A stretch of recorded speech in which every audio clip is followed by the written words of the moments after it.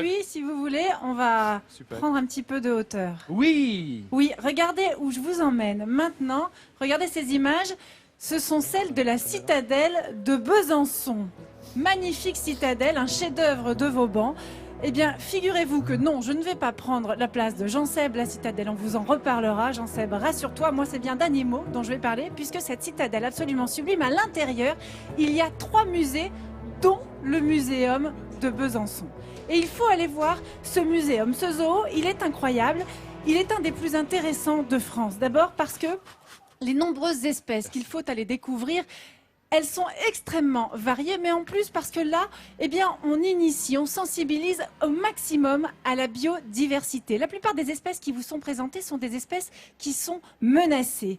Et s'il y a un domaine dans lequel le Muséum de Besançon est bien devenu un maître, c'est dans la reproduction de ces espèces. Regardez. Perchée sur les hauteurs de Besançon, la forteresse rappelle à tous l'histoire militaire de la ville. Mais sur ses remparts, ce ne sont plus des soldats qui montent la garde, et la garnison a changé d'allure. Dans ses rangs, lions, singes, lémuriens, grenouilles multicolores et insectes en tout genre. Au total, ce sont 240 espèces différentes qui se côtoient et font de ce zoo le plus riche de France en matière de diversité animale.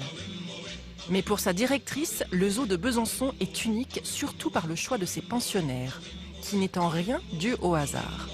C'est rare d'avoir un zoo, surtout qui a une telle proportion d'espèces en programme d'élevage ou listées sur la liste rouge des espèces en danger d'extinction. Car au-delà de sa mission de sensibilisation auprès du public, le zoo de Besançon fait partie d'un vaste programme de préservation et de reproduction des espèces. Comme avec ses lions d'Asie et ses tigres de Sibérie, 2 espèces menacées d'extinction que le zoo tente de sauver. Nous avons un mâle et une femelle et on attend, on croise les doigts, on attend une naissance, voilà. En tout cas, on a eu la recommandation de reproduire ce couple. Et si les choses semblent aussi bien engagées pour nos tigres, c'est que ce zoo est devenu expert en la matière. L'une de ses grandes réussites, la voici. Un petit poisson du Rhône qui a failli disparaître il y a quelques années. Élevé dans ses bassins, il a été réintroduit dans son milieu et les premiers résultats sont excellents. On a su la semaine dernière que les individus qu'on avait réintroduits se sont reproduits naturellement dans la nature, ce qui n'avait pas été prouvé jusqu'à présent.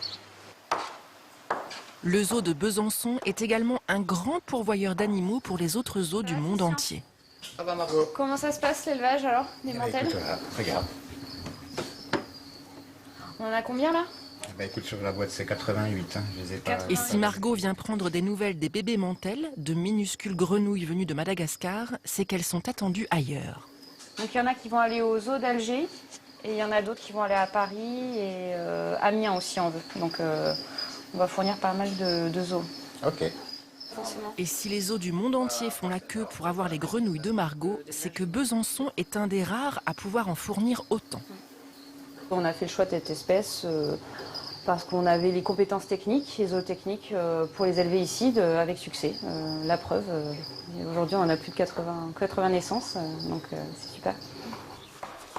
Sensibilisation, préservation, mais aussi reproduction et repopulation. Le zoo de Besançon est un bastion de la sauvegarde du monde animal. Une chose est sûre, derrière ces murs, les différentes espèces représentées sont en sécurité. Voilà, on est les amis à Besançon, en Franche-Comté, avec Lilian Renaud, le vainqueur de Boss 2015, qui vient de nous faire un magnifique vacherin, un Mont d'Or, là, avec piqué d'échalotes.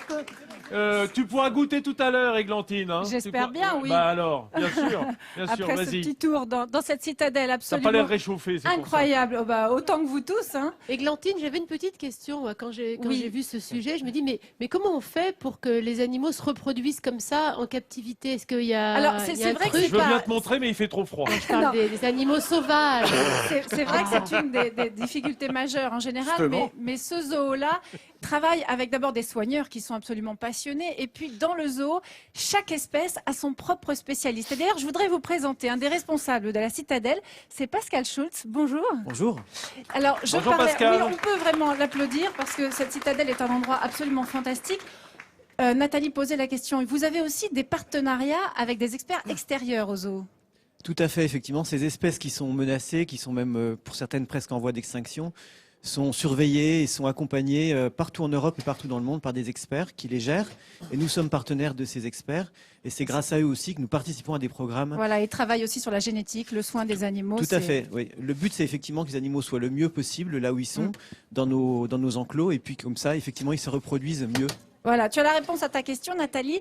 Vous connaissez très bien cette citadelle. Il y a un endroit sur lequel je voudrais qu'on fasse un petit focus. On va se diriger vers l'arsenal de la citadelle. C'est l'insectarium. C'est un endroit spectaculaire qui mérite vraiment le détour. C'est un des insectariums les plus surprenants de France. Il y a 330 mètres carrés entièrement dédiés aux punaises, aux ditiques, aux nèbres, aux termites, aux criquets, aux phasmes et autres mygales. Des milliers d'insectes qui appartiennent à plus de 100 espèces différentes. Cet endroit vraiment vaut le détour. Alors Pascal Schulz, c'est ça un peu qui nous fascine dans ce muséum, c'est que vous représentez des espèces extrêmement variées. Même dans les insectes, il y a beaucoup d'espèces qui sont menacées.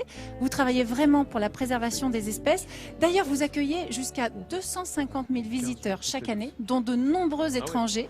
Vous avez d'ailleurs le moyen de les accueillir dans toutes les langues. Et c'est pour tout ce travail pédagogique, de sensibilisation à la biodiversité, que je suis très très fière de vous remettre au nom de toute l'équipe ce sourire de France. C'est un réel plaisir, je voudrais vous mettre toutes mes félicitations. Merci beaucoup, effectivement. L'année dernière, nous avons même accueilli 286 000 visiteurs. J'étais loin. Voilà. Et effectivement, il y a 2 autres musées à la Citadelle et nous accueillons tous ces visiteurs avec une équipe de 80 personnes à l'année.